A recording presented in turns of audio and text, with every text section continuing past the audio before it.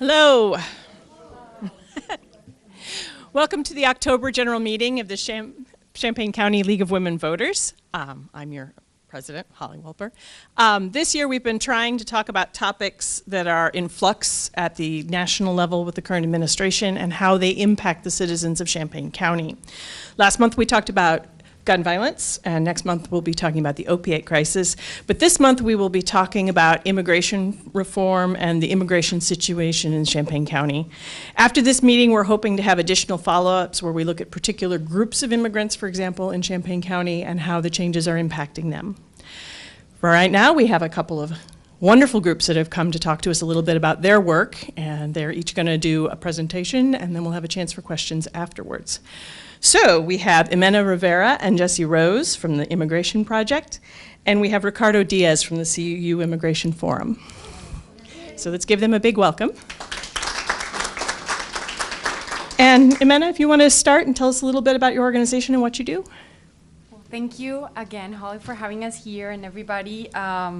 We're all part of Immigration Project. Actually, Ricardo is in our board, so thank you for having us. What we want to talk today is a bit about what we do in Immigration Project, what is a regional model, what are our legal services, and kind of like go over the community we serve and some statistics. So I want to start by saying that we are a legal aid organization. We have our main office in Normal, Illinois, and we have a satellite office here in Champaign since 2015. And what we do is that we provide direct legal services for immigrants who reside in Central and South Illinois, so everybody outside from Cook County, basically. And we collaborate with partners and numerous communities that can provide more broad services for our clients because we serve 86 counties in Central and South Illinois. Currently we have, so as you see, we serve a lot of counties, and we only have 3 staff attorneys. We have 4 support staff, and we have 2 America Vista. One of them is here with me, is Jesse Rose. And we have a wonderful team of dedicated volunteers. And we work with them every day, and thanks to them and thanks to the community, we're able to do and serve these 86 counties. Our regional model is that we travel, so to serve these 86 counties, we travel to Kankakee, Peoria, Springfield, and Carbondale, and we have what we call a consultation or a clinic. And those consultations are basically the first time that a client meets with an attorney to see if they would qualify for any of the legal services we provide and to see if the person could have any type of immigration relief that we can help them with. So our model, of course, is having 3 staff attorneys and the other 4 staff. We actually, last week, we received DOJ representation accreditation for 2 of our staff. So now we have 2 DOJ accredited staffs who are going, of course, to help us with everything, with the legal process.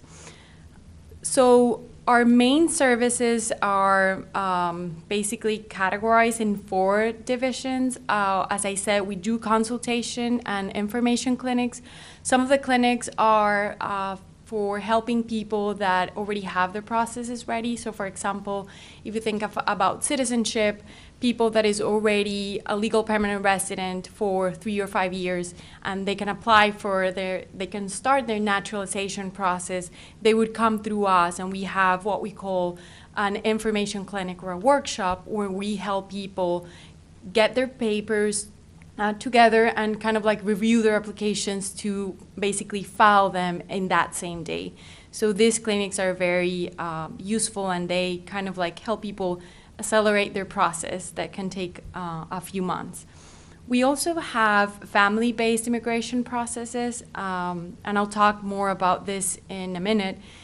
We help a lot of victims of violence basically through 2 different type of procedures or immigration reliefs. Those are U visas and VAWAs, and I'll also talk about this more in a minute. And we have what we call general application support. These used to include DACA which I also talk in a while. So these are our main services, and I'll try to go over what we do in each of them so you have a broad idea of what immigration looks like, of what these type of processes are, and how we help the community.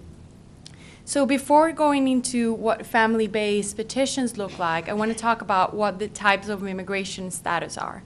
So we have, and we all know this, there's a U.S. citizen, and of course, we don't help U.S. citizens because they already got where we want them to be. But they're legal permanent residents. Those are green card holders, and we do help them through their naturalization process. And there are also visa holders that could be immigrant visas or non-immigrant visas. And immigrant visas, an example would be employment visas. But we also serve people who are in a non-immigrant status. That could be students, or that could be any other person that came with a visa, for example, a tourist visa, and would like to adjust their status while they're here in the country. There's also this temporary status, which include DACA, and it also includes people that is in VAWA and U visas. This means that they do have status, but they're in a temporary status. It doesn't mean that they already have their legal permanent residency. It's a path to legal permanent residency, and in the future, it might lead to citizenship. We do help people with temporarily protected status, what we call TPS, humanitarian parole, and applicants with a pending petition of some sort that they could adjust their status. So this is other type of petitions, and we can help people to adjust their status, and hopefully in the future could be a path for citizenship. We also have unserved clients who are in a non-lawful status. So this is people who came into the country, what we have heard that they call them illegals, which is not technically correct. We call them undocumented, which means they came into the country without a valid visa or without authorization. And so they're here, and you might have heard about people talking about being here unlawfully present. And we also have clients who enter with a visa, but they overstay their visa and are no longer in a lawful status. So let me go over the family-based immigration, as I said, very quickly, because this entails a lot of things, but I'm not going to go over the details. So there are 3 steps we need to know to determine if there is a family-based immigration process we can help a person with. First of all, there needs to be a qualifying family relationship. This means that the person either needs to be married to a U.S. citizen, or has a son or daughter who is a U.S. citizen or a legal permanent resident, or any other type of family relationship that under the law, the Immigration Naturalization Act, the INA, it's considered as a relationship that would qualify for the person to have a family-based petition in the future. Second of all, once we determine the person has that qualifying relationship, we look to see if there is a visa available. So if the person has a qualifying relationship in which they're what we call immediate relatives, which means a person got married to a U.S. citizen, then you don't need to wait for a visa to be available. But there are other categories, and you would find this if you go to the website, USCIS website, you will see that there's something that they call the visa bulletin. And this visa bulletin is basically telling people that if your qualifying family relationship is not an immediate relative, which means it's not your spouse or is not a son or daughter under the age, unmarried and under the age of 21, then you would enter in one of the categories, the other categories that could lead for eventually petitioning for legal permanent residency. But those categories do need a visa to be available. So basically what happens is, if my son, who is married and is over 21, is petitioned for me to become a U.S. citizen, I need to look at the visa bulletin to determine if there is a visa available for me. So just as an example, and of course we always go with the worst case scenario, is If I'm from Mexico, right now, the visa bulletin for October 2017, it says that if my son, who is already married and over 21, is petitioning for me, it would take at least 21 years for them to process my application. And this is the best category. This is called F1. You would go to F2, F2B, F3, F4, and it's not looking good. So there's a very long wait list, and of course there's a lot of backlog in these cases, so it's not as easy as just petitioning. You have to wait a lot of years. So that's the second step. And the third step is if the immigrant is admissible to the U.S. So basically, when we meet with a person, besides determining if there's a qualifying relationship, besides determining if there's a need to look if there's a visa available, we need to determine if the person has any grounds of inadmissibility. And this is a very long list of things that the INA considers or includes as grounds for inadmissibility, which means that the person, because they came without inspection or because they have a criminal record here in the U.S. or because they had a drug charge or anything that is included in the INA, they would be considered not admissible, and therefore they would need a waiver, kind of like saying to the government, please forgive me because I came into the country without the authorization to be here, and I want to adjust my status to be able to become a legal permanent resident, but they have to leave, so they ask for this waiver. And once the waiver is approved, they have to leave the country and come back.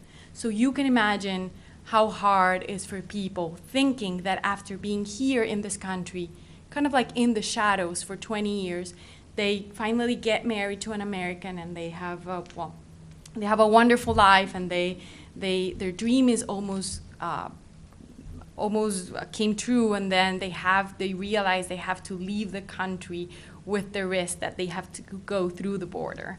So this is a very scary situation, but fortunately we have helped many people to go through this process, and we have succeeded in helping them to get the legal permanent residency.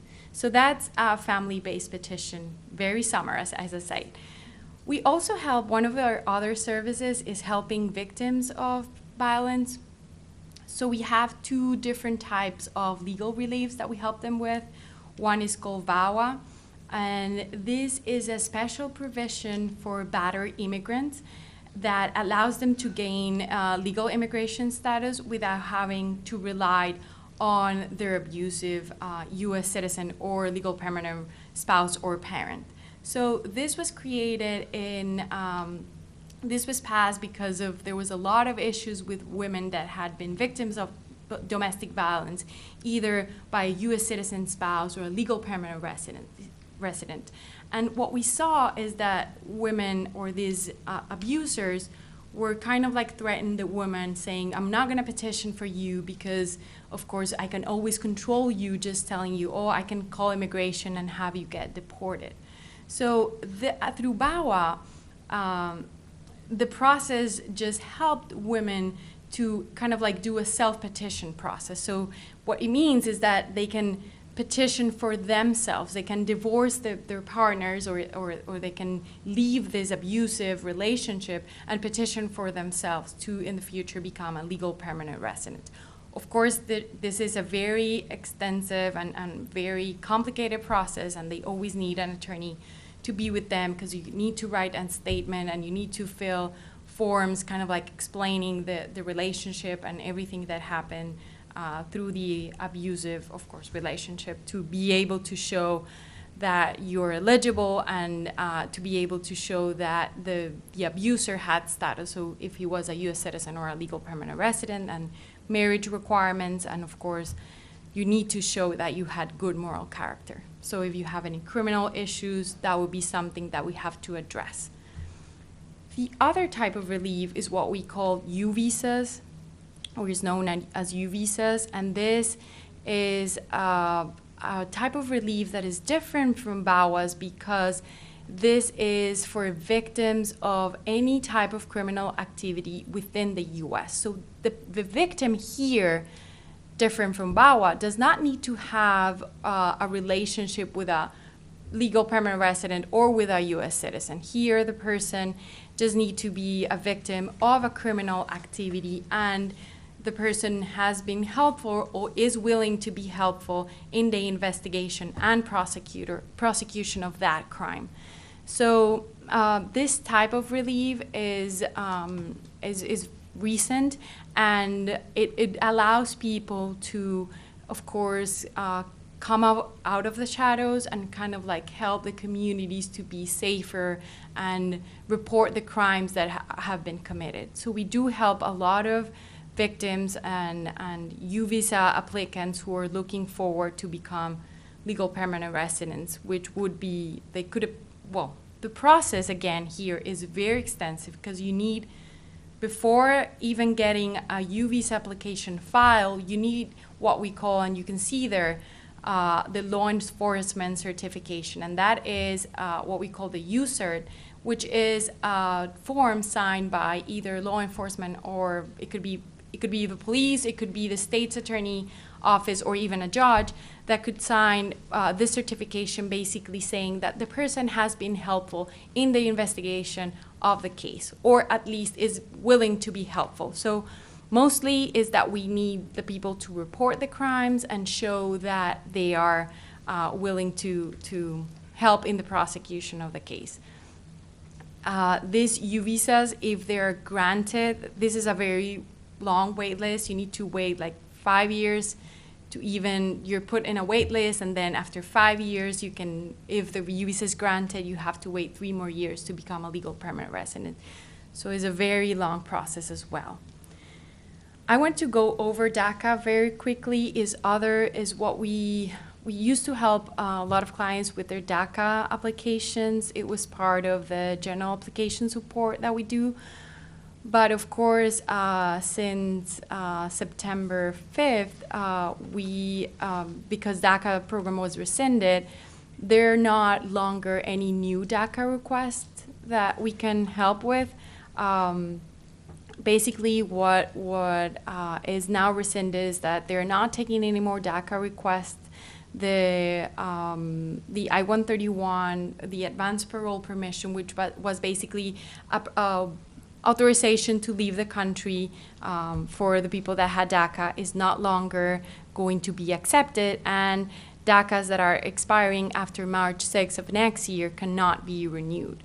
So this is something we are looking at. What we are doing right now with our clients, our DACA clients, is looking to see if they have any other type of legal relief that they can apply for. Maybe we were saying an employment visa, or even any other type of relief that we can help them, or if they got married to an American, or if there's any other situation that would allow them to have some type of status, that we would help them with that.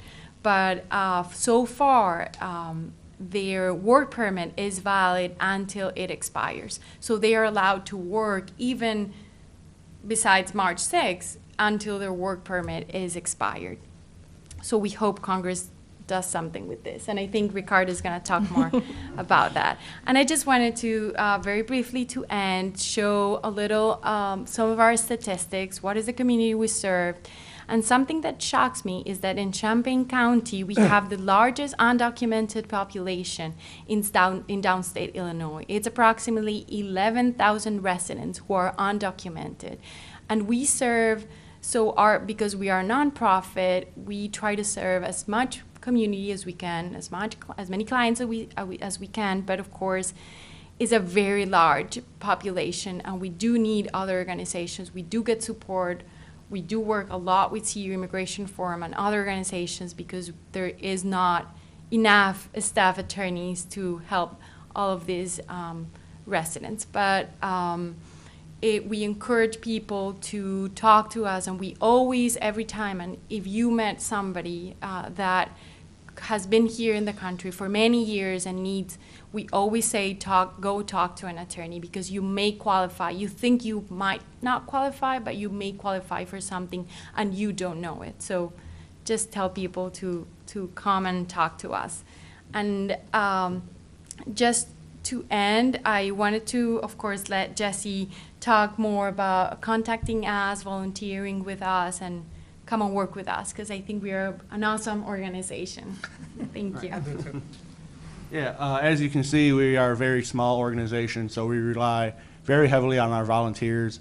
I started a couple of months ago, and the one thing that I like very much about the organization is that it, as a volunteer, you're a part of the family. Really, you do a lot of the work, a lot of the same work that attorneys do if you have a legal background. I do not have a legal background, so I do a lot of the communications and outreach, but everyone plays a very important role, even if you're a volunteer that comes a couple of days a week, or if you have, a little bit more of a dedicated position. So we're always interested in having new volunteers for all different roles, ranging from case management to interpretation, and even just like some administrative stuff as well. So yeah, we look forward to any support that we can have from the community. My job is to try and go out in the community and gather as much support as possible, so we look forward to that, and thank you for having us. Before we move on real quick, how many clients are you serving at any one time? Do you have a sense of that? This year? Sure, right. How many clients you've served this year?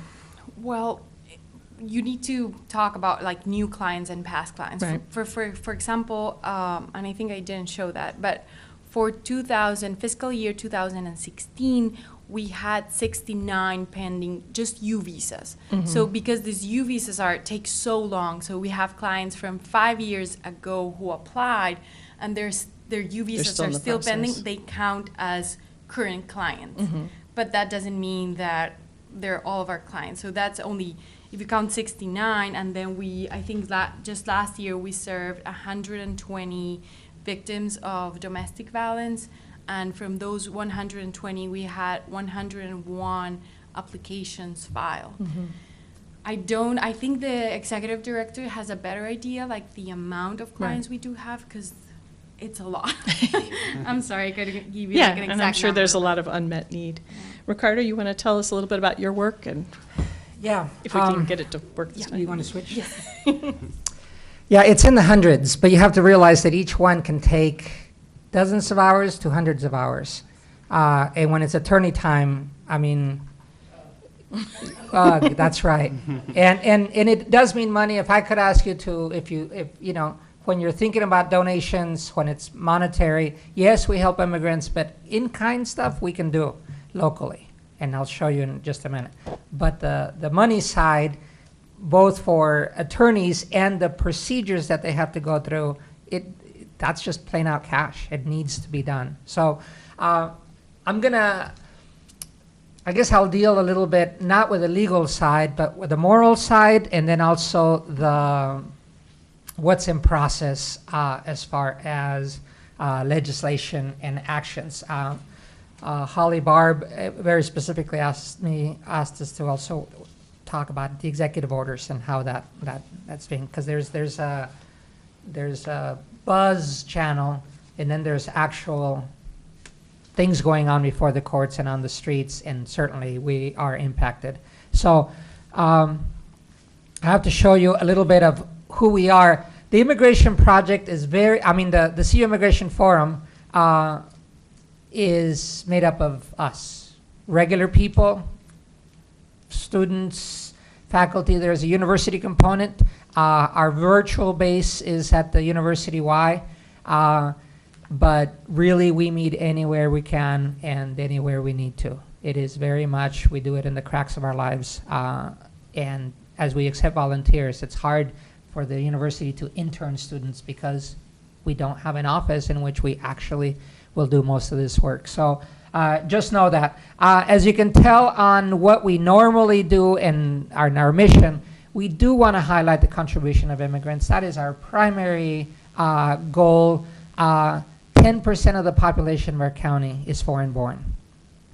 That's between 20 and 25,000. The number of undocumented, by definition, is fuzzy. I would say give or take 5,000 from Jimena's number, because nobody knows, really. On the other side, we are very much here to advocate for changes in policy, especially on the moral side. And so you'll see that most of our actions, the ones that garner the most attention are those, but we'll do mass events for immigrants that don't necessarily need to make the news. We're just trying to help people from all walks of life, including referring to Immigration Forum. This side of us, the Allies of Faith, is a congregational group. It has really matured into its own group called UC Fair. You'll see that, or CU Fair, a group of 25 religious congregations. Yes, all the majors, Christians, Muslim, and Jewish groups are tied to the group in some way. And I won't talk about them directly, but they certainly are making an impact on direct service, especially. This is more or less what we were asked to talk about, and so I divided it into levels of where things are going on. So the federal level, the dream bottom left, sets the situation in which the categories. Immigration ought to be and should continue to be a federal level legislation, enforcement, and everything else. Given that they haven't done their job, and I'm including president through Congress and everything else, then we end up at the other levels having to remediate that. But it is only a remediation, it cannot be a fix. Okay, so to dwell a little bit on that bottom left corner, those are actions that are pending, they have been done, that the president just last week renewed another Muslim ban. But out of the first 5 executive orders, they had to do with immigration, and they dealt with the other issues there that you see. So from November 6th last year, panic and real pain in the faces of a lot of people, not only for the other reasons, but the foreign-born especially. Today I'm going to dwell a little bit more on state and city level, but I can't do that without dealing with a Muslim ban, because today is the first day of when the last iteration of it kicks in. Just for you to feel it out again, June 26th is when on Thursday the president announces the travel ban. It starts going into effect on Friday night. That's when you see all the mess in all the airports. And this is the crowd in this picture of the people. We Immigration Forum voted on Saturday morning. What are we going to do? You know, our airport is not international. We'll just leave it like that. By 8 o'clock on Saturday night, members of the community said, we want to do something. And by 12 o'clock on Sunday, we were at Willard Airport, over 600 people, snowing. Many of you, I see some, yeah, completely. This was our community in 12 hours getting together. We only approved it for ourselves to push at 7 a.m. on Sunday. You know, and 7 hours later, it just, you don't get this many people for issues in this community unless it really hurts. And this is us out there. So where are we now? Well, it was supposed to go, so the president gets sued and whatever. The courts basically say, President, you're whatever. And so it was going all the way up to the Supreme Court this last week. But the president then sends out a modified one that kicks in today, in which instead of the original Muslim countries, he throws in North Korea, Venezuela, tries to water it down to its more palatable. Yes, the suits are coming, but unfortunately today is when things would kick on. The border guards, if you want to picture it like that, but actually it's just regular people trying to do their job and trying to decipher what the president's meanings with his tweets. They have to enforce it. And let me tell you, if you've never been, just go to another country and be in the hands of a border person. It feels, you start making yourself small, and when they ask you questions, it happens in the U.S. As a Mexican, walking into U.S., I get grilled every single time. When I went to Russia and when I've been in Europe, when they just let me through, or just say they look at my paperwork and go through, it feels like so different. I mean, I'm just not used to it. You know, where do I go? What back room are you taking me to? It just feels very different. So we are not that kind of country. We should not be that kind of country. And yes, we should have borders. I don't have any problems with that. But barring people on their religion is just, to me, repugnant. And that's what, no matter what order he pulls out, it'll still be repugnant because of their basic philosophy. So right now, it is coming to. We're not going to fight it in the same way, but there is an organized group to do it. So there's a resist element to this. Especially this group, you'll see these signs starting today in the news. It's a big push nationwide to there. There'll be a march in Washington. You'll probably see it on TV. We decided not to go. We're still, how do you leave the kids, right? But in any case, we're right there. When it comes to state level, so this is remedial again. On the state level, there's a law that was just approved here in Illinois that I'll dwell into it a little bit. Trust Act is the name, and I'll come back to it. On the city level, these chambers have been a catalyst for things to be done, and I'll come back to that, but it is not the only one, and that's why I want to mention. This sanctuary designation is really in our community, in our county, countered by welcoming language, the welcoming city, the welcoming center. If I have time, I'd love to answer all questions about that because we are here to highlight the contribution of immigrants instead of just the remedial work that the president's tweets cause. So I'll come back to that. Trust Act. Trust Act was just signed and it was actually passed in June, but the governor had, I believe, 90 days or 2 months, whatever, to sign it, and he signed it on the last week. It was a lot of pressure for him not to sign, but when we go this couple of weeks ago to Chicago, he does all the right things. He has it in a huge restaurant. He invites all the law enforcement. He, everyone to vouch that this is a good thing. I'm not saying he did anything wrong and that politically it was the right thing, but ultimately what was actually signed was whittled down from 45 pages to 2 pages of what the protections are, and these are the main points of them. The gist of it is that police and judges should not hand people over to federal authorities unless there is a warrant for them. That is, if you commit a local crime or a state crime and you pay for it, then you've done what you should to the system. You paid back, you balanced out the balance of justice, whatever it is, but you should not be held exclusively for immigration reasons for the federal government. Unless there's a warrant. You committed something else, then they ought to hold you. That's where the last point falls in. That got cut off a little bit. Of course, they can act on something valid. Police ought to, and this is no limitation on them.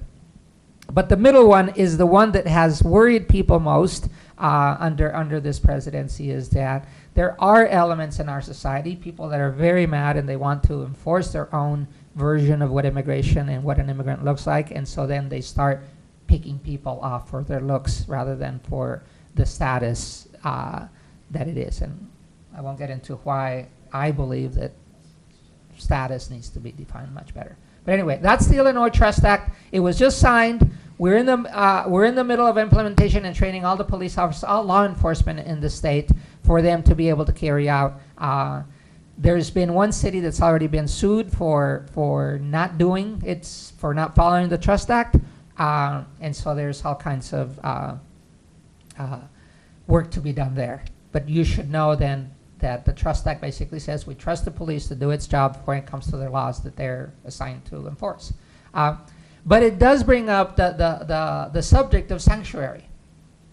That is, by not obliging to the federal immigration police, and heeding to whatever they want, because they used to do whatever they wanted, under the definition of the Attorney General, and therefore some of it on Homeland Security, then we are a sanctuary state, because that's one of the things that they say to Mark. Are we doing anything illegal by the Trust Act? No, certainly not anti-constitution, but even in practice, we have good reason. The good news is that Champaign County has had an implementation of what the Trust Act is for the last 5 to 6 years. Our sheriff will not release somebody to the jail, 2 immigration officials unless there's a warrant. The police chiefs were present, were contributing to the fact that they would rather have a good relationship with all residents than to be picking people off for another law enforcement agency for something that often they really don't know what the letter of the law says to pick off somebody. So anyway, yes, already then the feds have picked on Illinois, and then Chicago has sued back, and that'll hang on for a while. It's important for me to get to, though, what happened in this chamber, because there were a lot of us here. I mean, we were filling out all the way to the back. It was triggered because of the election. By November 30th, we had a meeting of allies at the Champaign Library, and this was one of the things that those present said we need to do something about, because morally we want to send the message. It's just a little resolution. It just says that city employees of Urbana should not be asking for status or calling immigration for somebody's status. But it is consequential because it's a message out there, and yes, we got on the map for being a sanctuary city. Yeah, it's the right place of the line to be on. On the other side, the mayor of Champaign, she was also very gracious. She said, we don't do that kind of resolution. It's not in our practice. But she, on a city council day, she convened us, said, you know, you're going to like what I'm going to say. And then she gave her televised address in UPTV saying, this is a safe city.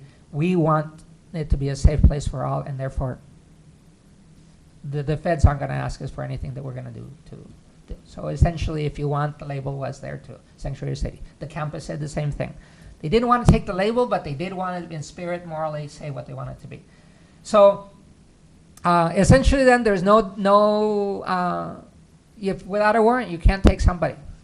If they're fulfilling their bail or whatever reason here for our laws, then that's good enough for us.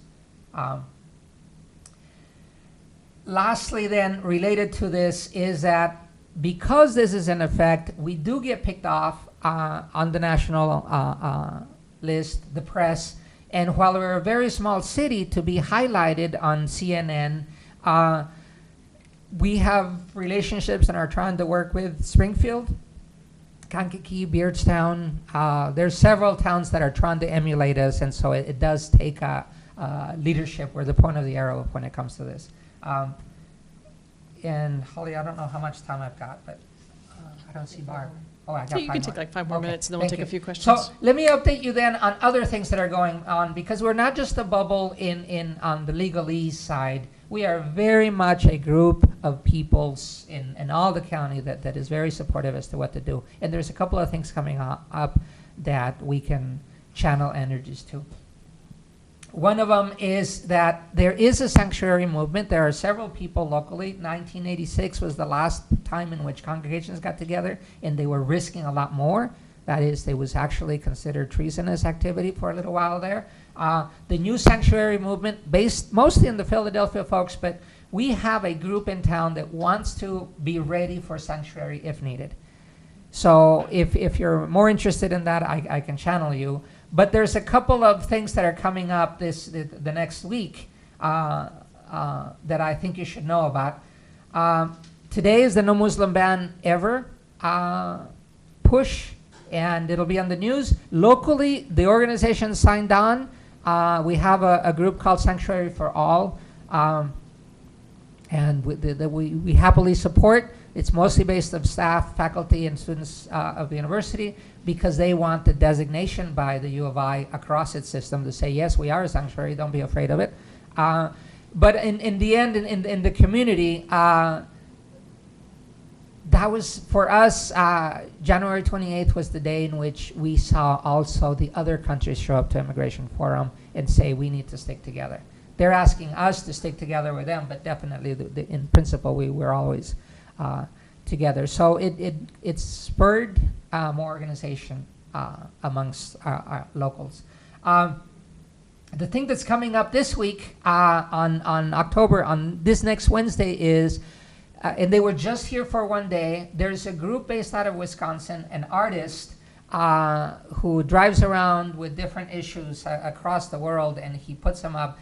The Emerson Collaborative, I think it's called. Anyway, they were here yesterday. They asked us, can we find a place to put a wall in which the DREAM Act people could put themselves on? And so we found the wall at the University Y. And so next Wednesday morning from 9 to 2, anyone who comes, you go into the booth, you take your picture. I'm supportive, and they're going to fill the walls with supportive people locally. So it should be pretty neat because they're doing all the hard work. We locals, what's that? Names too. Yeah, it's just beautiful that there is a large group of. We're not crazy. There are lots of people in this nation that want to do something pro immigrant, be a lot more friendly, and so this is one group. The next thing that's coming up that you should know, especially if you want to delve more into, Immigration Forum, second Tuesday at 5 is when we have a public meeting. And so we generally meet at the Y. This one is it ended up at the Y too. This one, over the last year and a half, we have had several pro-immigrant groups be born. CU Fair, Three Spinners, Sanctuary for the People. There's several groups, and now we're starting to fragment a little bit because there's the people that want to do something on the street right now. When ICE shows up, we monitor them, but we don't necessarily show up. Some people that want to do a resistance, actual physical.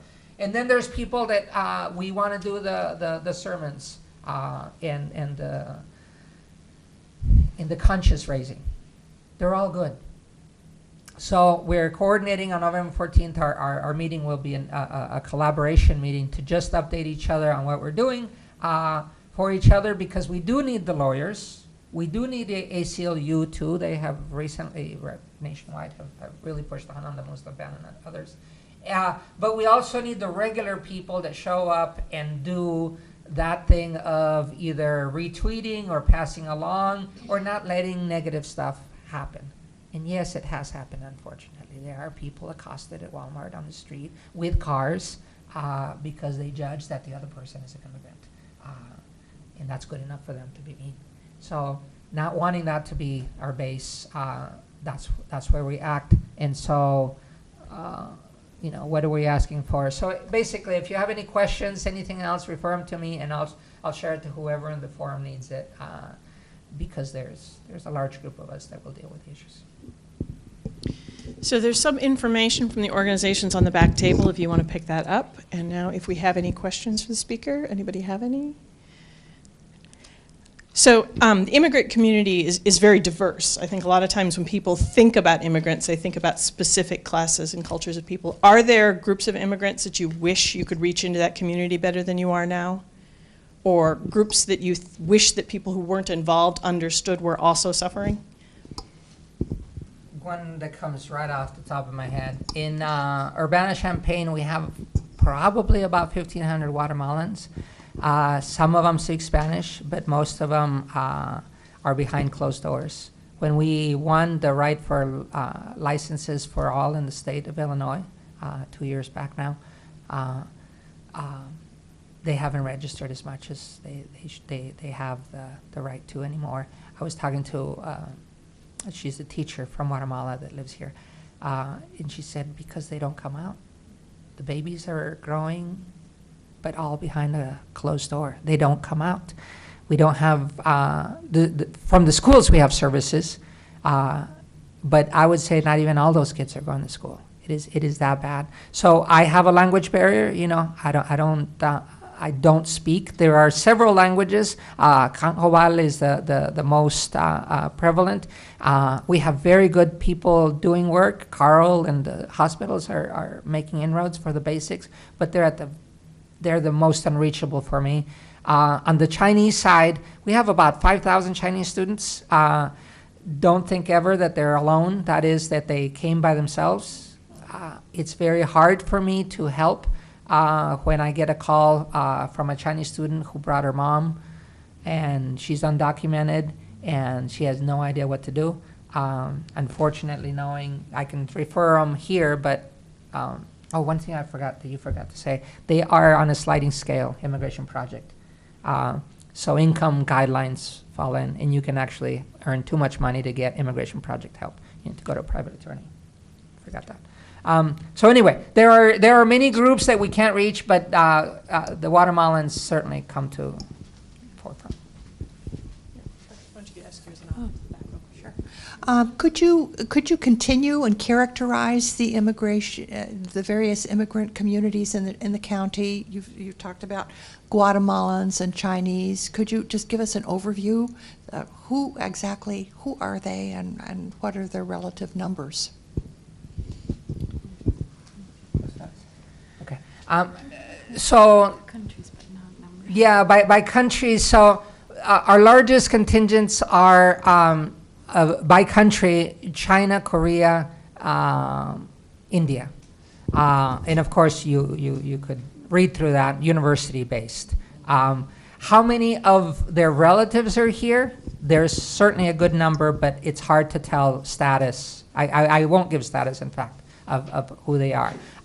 Latinos, we have about 12,000, but that includes all the countries. Mexico is always the largest here and across the U.S. But not all Latinos are foreign born.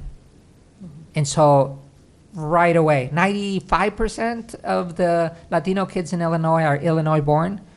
And so that already takes away a large number.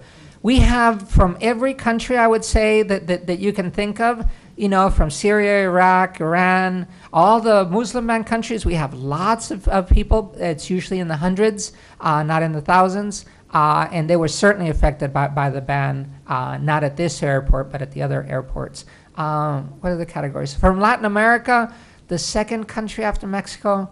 Let's say Guatemala. Yeah. We are seeing now like a larger Guatemalan community, as Ricardo said. Some of them even unaccompanied minors, so they come to the border and they're put in removal proceedings, and then they're maybe released to a sponsor who could be a relative that already lives here. We are seeing Guatemala has 23 different Mayan languages, but people from the Canjobal area are mostly locating in Illinois. So that is a big community here. We also have people from El Salvador, Honduras. Now we are seeing a lot of people from Venezuela because of the situation. Yeah. And we will see more, although they are citizens, but they will be thrown in with the rest, Puerto Ricans. They will be leaving their island. What else do you do? So that group of immigrants, and I qualify them as immigrants because many are non-English speaker and they'll be thrown in just with everybody else. They will have a hard time adjusting. We're not very tropical. And so everyone who has a relative will be taken in. I have a friend who brought her parents. What was she to do? And it cost her over $2,000 a plane ticket apiece to bring them. But it didn't matter, right? You don't leave your mom out there with no water and no electricity. So that's more or less. That covers about 18,000 of the ones. Could you speak a little bit about funding for each of your organizations? Sure. So we rely heavily on donations. We sponsor different fundraisers and things. We have a luncheon coming up on November 8th in Bloomington, where our home office is located. And so we fundraise for that. We do small donations throughout the year.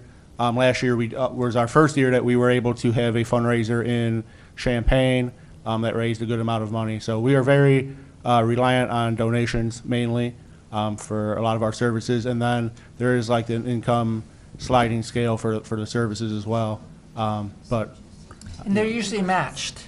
The donations that you make, there's usually a lawyers guild or another group that will match it as long as they see that our community is. So every dollar that we donate locally is usually doubled or tripled by the other agencies that are looking out for us. Right now, I would say Immigration Project is stable.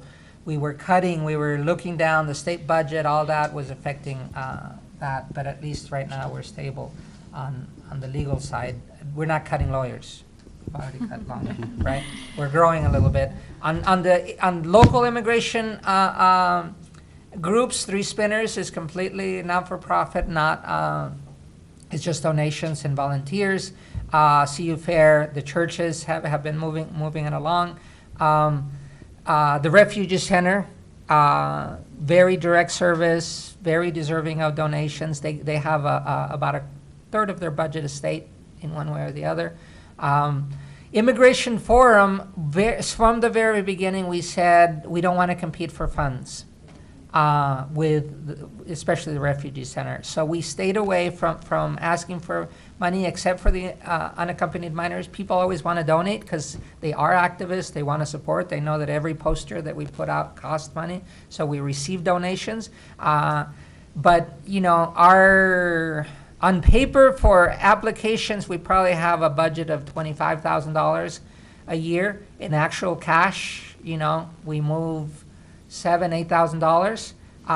But the University Y has been our fiscal agent when we try to move things and apply for things. The new American Welcome Center based at the Y is the place for us to channel a lot, because it's not like the Y wants to take that money. It's very much for agencies. So for example, we just won a $25,000 planning grant from Welcome America. They will be, and it's not just cash, it's mostly in kind. They will be getting the numbers, the exact numbers of how many, from where, status, economic contribution. We just saw the list of things that they will be providing. We'll be very thankful. By this time next year, we will have a good hold of the data. And then we just won, through the New American Welcome Center, about $100K from USCIS. If you can believe it, up until this week, we did not have a naturalization class in this area. Thanks to that money, we'll be able to hire, so at Urbana Public Ed, one of their people and one of the WISE people will be trained to bring in the U.S. government's official naturalization preparation for becoming a citizen curriculum. So we know that as we make those inroads, we'll have the stability to be able to provide services that are ongoing, instead of what we normally do is we'll do a pop-up for the driver's licenses or for DACA or for whatever else, and we'll handle as many people as we can, 1, 2, 3 times, and then there is no more time because the volunteers have depleted and the copies are, gone. Is that enough of a financial update? And also, Immigration Project relies a lot in grants as well. Yeah. So what happens when law enforcement picks someone up for whatever reason who is not able to speak English? Do they have access to people to translate for them? Because I'm assuming, even in cases where they've got like a accident of some kind, they have to be able to communicate with people who may not be speaking English. So locally, Urbana, I know most about Urbana because I sit on the police review board, and that allows me access. Urbana's been very progressive in who they hire. That is, like, for example, to be a police officer, you have to have a degree. That helps in being able to be kinder in which way you approach things. When it comes to the actual language, they have had more Spanish speakers, so they can call on somebody. They have a procedure to discern what's going on once they've settled the situation. The language line is accessible to them. I'm not sure if they're still paying the retainer, but they can call up somebody. It's sequential translation. You have a phone in the middle, and the person talks into the phone, and the other person hears, and then they say something, then the other, it's a start. That's what Carl uses too. And you'll see when you walk up to desks, and I think including this one, you'll see that it says, if point to the one you want, then they'll dial the line and get. Excuse me. In emergency situations, of course, that doesn't work.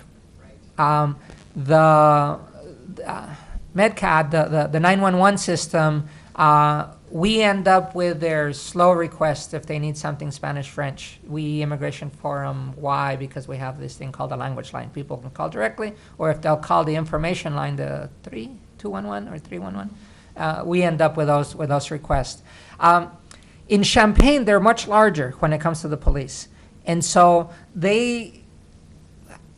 honestly, I don't know how to solve it until they finally get a bilingual designation as part of their postings. They prefer, and they will look for it, and they make do. I can't say that it is adequate in the sense of ideal, but I don't see any ill will in not trying to do it. And so as budgets come up, ask them, the legislators.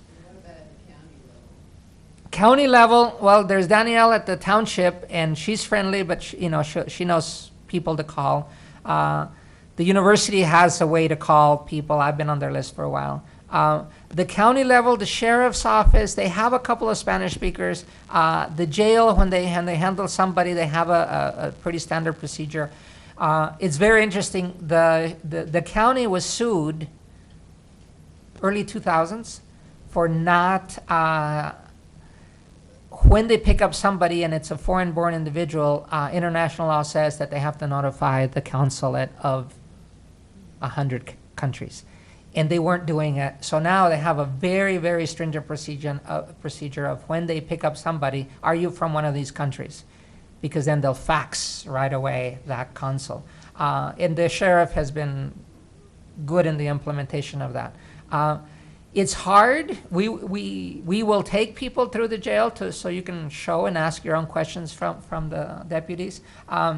They're very aware of both the don't call ICE and then getting a country of origin.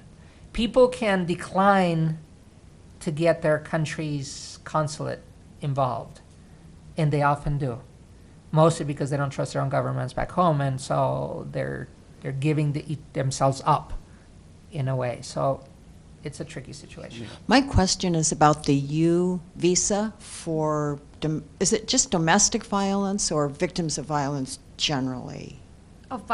Victims of any criminal activity. Okay. There are, of course, certain qualifying crimes, so it doesn't mean that any crime could qualify, but is extend in some way list. So there are several.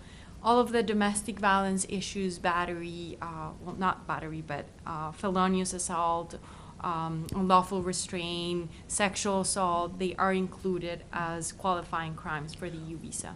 Well, you told us that it's expensive. I don't have any idea what you mean when you say something is expensive. And if the expense is prohibitive, that means the individual who would otherwise be able to get this visa is unable to get the visa. But can you tell us more about the real costs? Well, the cost for the when I mean, I think I said, and I'm sorry, I think I said I meant like it's a very long process and it requires a lot of things. So it doesn't cost anything. It doesn't have any for certain process, for certain legal reliefs, there are certain costs. So naturalization has a cost, and you have to pay Homeland Security certain amount of fees. But for the U visa, there is no cost, the same as for asylum. You just have to pay for, if you're applying for a work permit, once your U visa has been approved, then you have to pay some fees. Of course, there's always, you can waive the fees if you don't have enough income. We generally, what we do with our clients is we look for forms for them so they can waive those fees. But more than that is a very extensive process that needs a lot of attorney time and needs a lot of document gathering and working with the client, because you need a statement from them, kind of like explaining what happened to them. I think I'm sorry, but just to clarify, there are fees that that they ask for, Homeland Security or whatever else. Even, you get a police report. There's that kind of fees. Costs. For me, the U visa has a lot of cost. It has a lot of attorney time and a lot of volunteer time. That is a real cost. Yeah. That can be a barrier for us to do more. But the fees on the U are not. DACAs were about $500. Citizenship is about $1,000 in fees. there are various fees that the government, and because a few years ago, they basically decided that that part of the government was going to be self-sustaining. So they have an incremental, they have been increasing them as they go along. So every time there's an announcement of another $200 that it's going to go up, you can bet that people start thinking maybe this is the time, because it is quite a bit of money, especially if you have a family, for example. So you mentioned right at the end that there is, of course, violence against people who are perceived as being immigrants. Have you seen any change in the level of that? What kind of levels of violence against perceived immigrants are you seeing in Champaign County? Nothing to quantify, of course, because it's really hard. Not everybody reports, but we have certainly had cases of people pushing themselves on others, physically or with a car or whatever else. So yes, it increased after November. Is it steady? It's just more blatant when it does happen, because those are the cases we get. The small stuff, there's always been a little bit, so it's kind of hard to say. So I don't want to, it's not a panic situation, it's just that we shouldn't allow any of it in town. When it comes to ICE visits, we monitor through FOIA when ICE was here. So we put in a request, who was here for what purpose, and who did they come to pick up under what neighborhood. They won't give us the name or the address, but they can give us quite a bit of info. We basically have, again, the 911 system has made a deal through our law enforcement agencies, including the sheriff, with ICE, saying, when you are here, tell us when you leave in what you did, so that it can be put on our system, so that when families call, a person can say, did ICE pick up my dad, and did they actually, for what reason? So a family member can call the 911 system and do that. It also allows, because ICE then also checks in, it also allows when a family, because that's what we tell immigrants, whenever somebody's at your door, just call the police. Urbana has been very, very strong on that, with a guarantee time and everything. In Champaign, they want to be called, because the police doesn't know, and when the police shows up, you can bet that ICE is going to behave differently with another law enforcement as witness there. So we have reports. ICE has not increased its visits to here. We had one unusual Sunday that they came that we thought was going to be, but the deputy assistant director, whatever, of ICE operations for these 4 or 5 states has told us that they don't expect us to be hit any differently. 2 or 3 weeks ago, there was a nationwide push. We were not part of it, and we don't expect to be part of it. Okay, well, thank you so much for coming and talking to us, and we look forward to our future discussions on the issue, and we will, of course, invite you. Again, if you want more information, there's some on the back table. Next month, on the 3rd Wednesday at this time in this location, we will be talking about the opiate crisis, and I look forward to seeing you there. Thank you.